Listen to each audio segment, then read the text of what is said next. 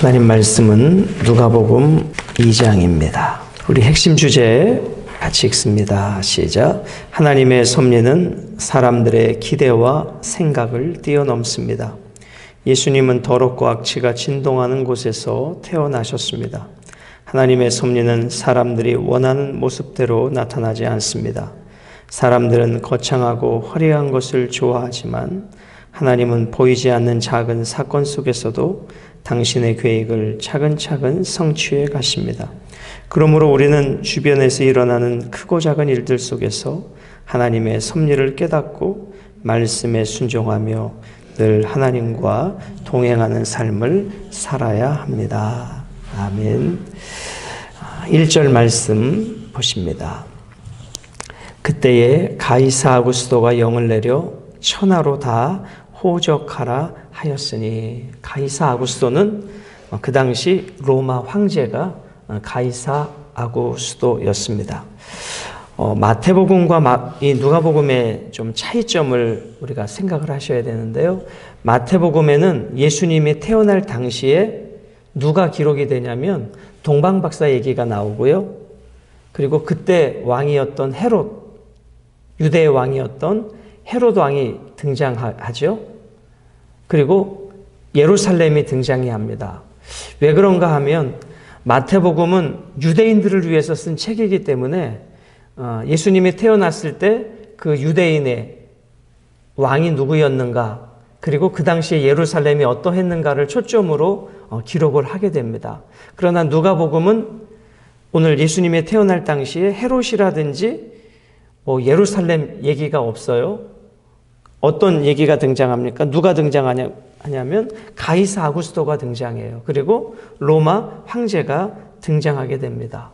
왜냐하면 누가복음을 쓴 목적은, 마태복음은 유대인을 대상으로 쓴 책이라면 누가복음은 이방인을 대상으로 쓴 책이기 때문에 독자가 다르기 때문에 그 시대의 왕을 누구를 기록을 하느냐도 다르게 기록이 됐던 것입니다. 그래서 오늘 누가복음에는 로마 황제 가이사 아구스도, 세계를 지배하고 있던 가이사 아구스도와 로마가 등장하게 되어지는 것입니다.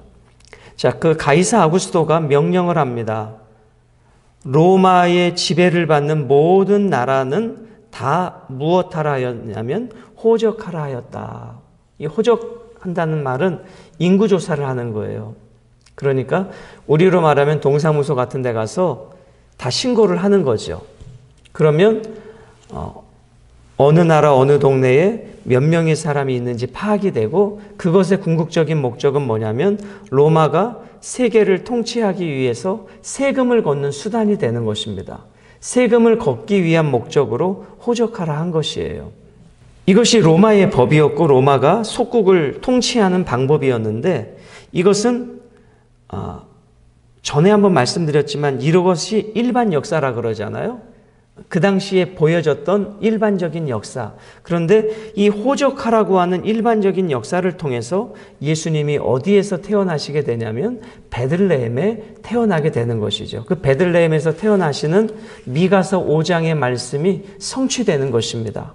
즉 일반 역사, 우리들이 지금 살아가고 있는 2022년 오늘 5월 31일, 이게 일반 역사잖아요. 그런데 하나님은 이 일반 역사를 통해서 구속의 역사를 이루어 가신다, 그런 뜻입니다.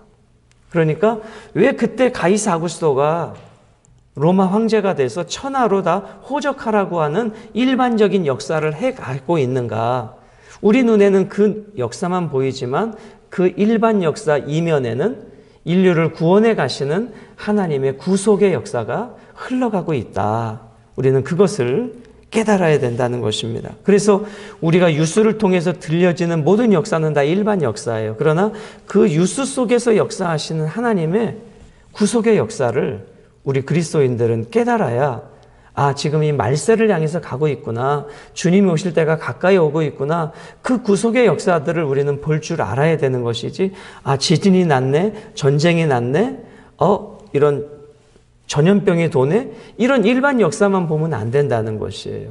그 속에 감추어진 하나님의 역사를 보아야 한다라는 것입니다. 자, 2절입니다. 이 호적은 구레뇨가 수리아 총독이 되었을 때, 수리아 지역의 총독인 구레뇨가 되었을 때에 처음 호적의 명령을 한 것이다. 이렇게 일반 역사를 분명히 기록하고 있는 것이었죠. 3절입니다. 그 명령을 통해서 모든 사람이 호적하러 각각 어디로 돌아갔습니까? 고향으로 돌아갔다. 자, 고향에 한번 여러분 밑줄을 그어 보실까요? 왜 고향으로 돌아갔는가? 그것은 이스라엘의 독특함이 있는 거예요. 여러분, 이스라엘은 가나안을 정복하고 나서부터 지파별로 땅을 분배해 줬잖아요. 그래서 유대인들은 어떤 의식이 있냐면 이 땅은 아무도 건드릴 수 없다. 하나님이 주신 땅이다. 그래서 그들은 그 고향으로 간 목적은 바로 땅을 분배받은 그 조상의 땅으로 돌아가게 된 것이죠. 자신의 기업과 하나님이 여호수아를 통해서 분배해 준 그 땅, 그 가족들에게로 돌아가게 되어졌다라는 것입니다. 4절, 요셉도 다윗의 집 족속인 거로. 자, 다윗은 어느 지파였습니까? 유다 지파였잖아요. 그죠? 그러니까 유다 지파가 분배받은 그 땅으로 가게 돼 있는 것이죠. 무슨 말씀인지 이해가 되시죠? 여기서 다윗의 집이라고 하는 것은 다윗의 가문, 어제도 나누었지만 하나님의 언약의 백성들, 그런 의미입니다. 자, 다윗의 집 족속이므로 갈릴리 나사렛 동네에서. 자, 지금 요셉이 살고 있었던 땅이 어디예요? 갈릴리예요. 갈릴리는 여러분 지도상으로 어디입니까? 우리 주일날 지도 봤듯이 저 북쪽이에요. 그죠?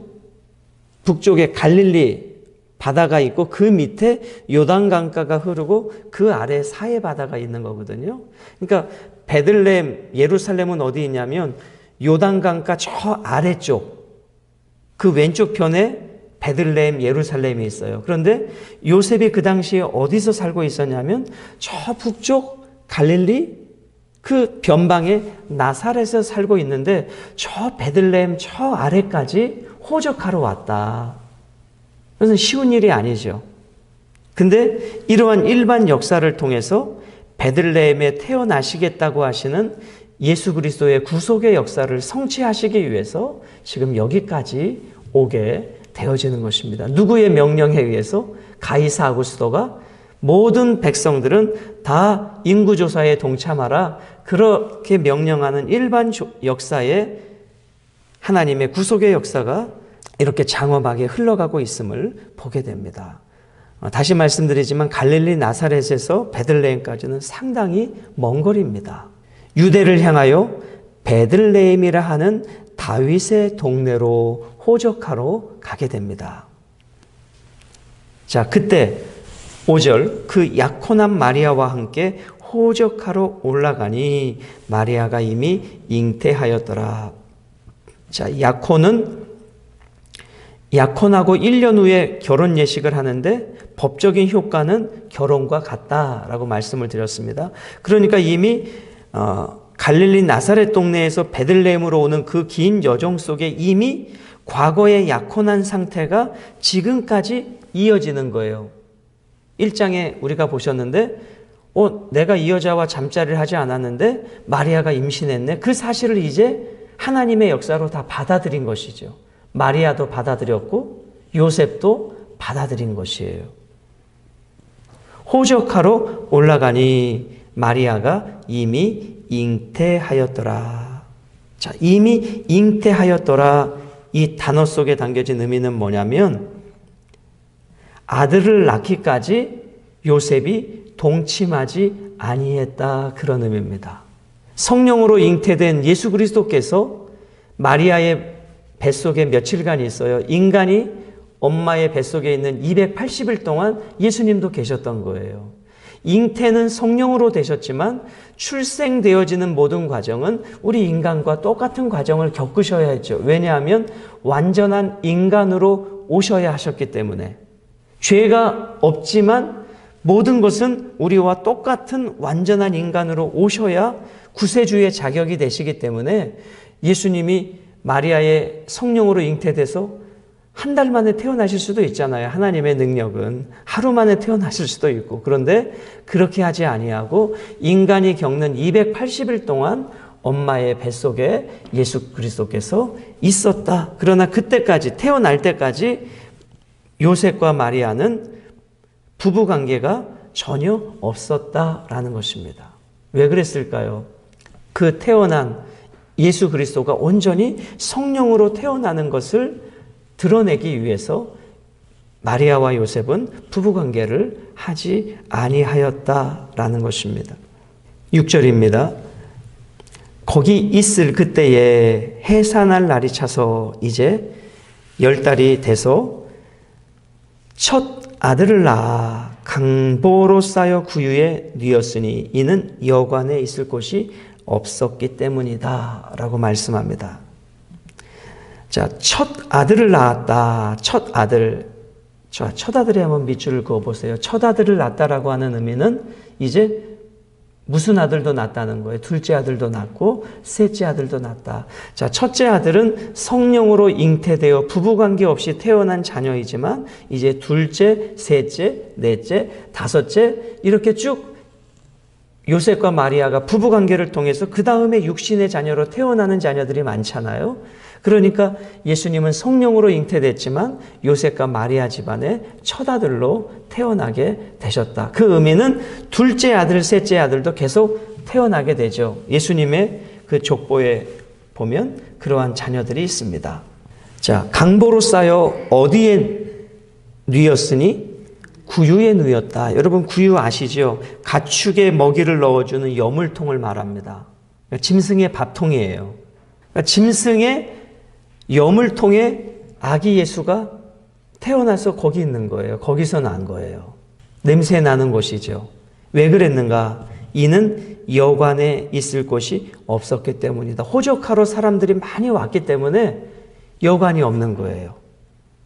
지금처럼 뭐 온라인 예약 시스템이 되어 있는 것도 아니잖아요. 그러니까 지금 요셉과 마리아는 저 갈릴리 나사렛 동네에서 이 130km가 넘는 이 먼 거리가 오는 그 여정 중에 이제 아이는 나오려고 하는데 여관이 없어요. 하룻밤 머물 숙소가 없습니다. 어디에서 예수님이 태어났습니까? 가축의 먹이통에서 예수님이 태어나셨습니다. 자, 이것은 무엇을 의미합니까? 예수님이 생명의 양식 되시는 것을 말해요. 여러분, 예수님이 생명의 양식으로 오셨잖아요. 생명의 떡으로 오셨잖아요. 예수님은 가장 낮고 천한 인간의 모습으로 오신 것도 낮고 낮은 모습인데 거기다가 염을 통해서 예수님이 태어나셨다. 겸손을 보여주시는 지극히 낮아지신 예수님의 겸손이자 우리에게 생명의 떡 되시기 위해서 이곳에 오신 예수님을 우리는 이 새벽에 만나게 되어지는 것입니다. 자, 오늘 우리는 이 새벽에 짧은 시간이지만 본문을 통해서 어떠한 하나님을 만나게 되는가? 일반 역사를 통해 구속의 역사를 이루어 가시는 하나님을 보게 된다. 그래서 가이사 아구스토의 명령을 통해 베들레헴까지 오게 돼서 미가서 5장 2절에 예언된 베들레헴에 태어나신다라고 하는 그 구약의 예언을 성취하게 되어지는 것을 우리는 보게 되는 것입니다. 그리고 그 예수 그리스도께서 가축에 먹이를 넣어주는 염을 통해서 태어나신 것은 가난한 자들의 친구가 되어주시고 우리에게 영생의 양식이 되어주시기 위해서 이 염을 통해 태어나신 예수님을 이 새벽에 만나게 되어집니다. 그리고 그 생명의 떡 되신 예수님을 이제 우리는 이 새벽에 말씀으로 그 생명의 떡 되신 주님을 만나고 먹게 되어지는 것입니다. 오늘도 그 예수님과 함께 우리의 인생의 여정 속에 우리의 순종을 통해 하나님의 역사가 이루어지고 구속의 역사가 이루어져가는 위대한 역사에 우리 모두가 쓰임받는 한 날이 되시기를 주님의 이름으로 축복합니다. 우리 기도드리시겠습니다.